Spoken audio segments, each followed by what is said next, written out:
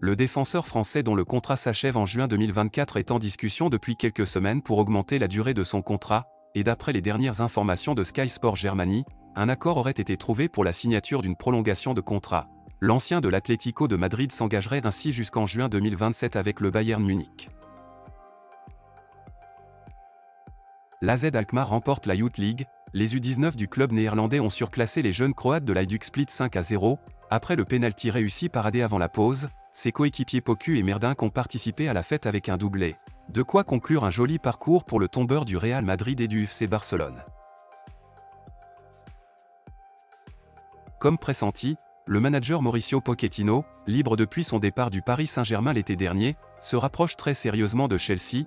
Après la fin des pistes menant à Julian Nagelsmann et Luis Enrique, le technicien argentin s'impose comme l'immense favori pour devenir le nouveau coach de Chelsea, même apprécié par les dirigeants londoniens.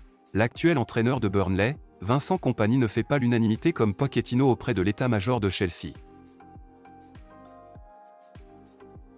Le vainqueur de la Ligue Europa Conférence semble catégorique, il ne lèvera pas l'option d'achat de 8 millions d'euros fixée par le PSG et espère récupérer libre un joueur qu'il estime avoir payé assez cher pour avoir passé 6 mois à l'infirmerie, mais pour l'heure, aucune discussion à ce sujet n'a été entamée entre les deux parties.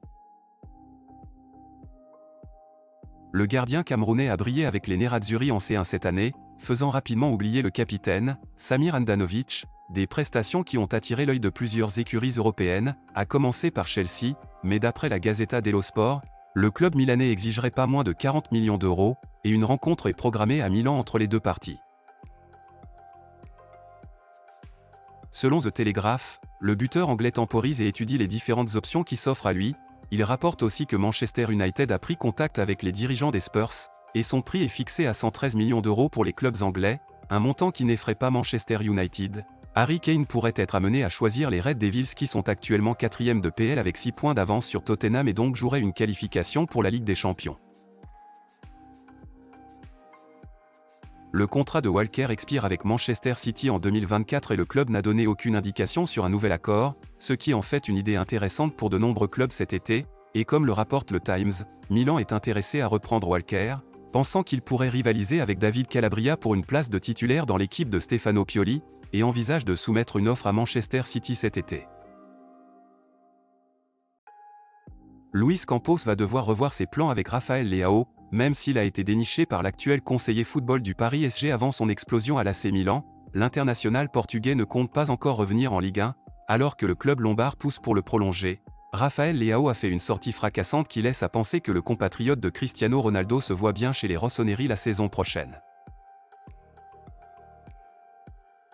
Selon The Mirror, 2 clubs anglais, dont Chelsea, s'intéressent à la situation de Neymar. Le PSG serait prêt à faire des concessions financières pour le laisser partir, alors que son contrat expire en juin 2027. Le Brésilien n'a lui pas l'intention de partir, mais le PSG cherche des remplaçants. Osimhen et Kolo Muani sont ciblés par Paris l'été prochain.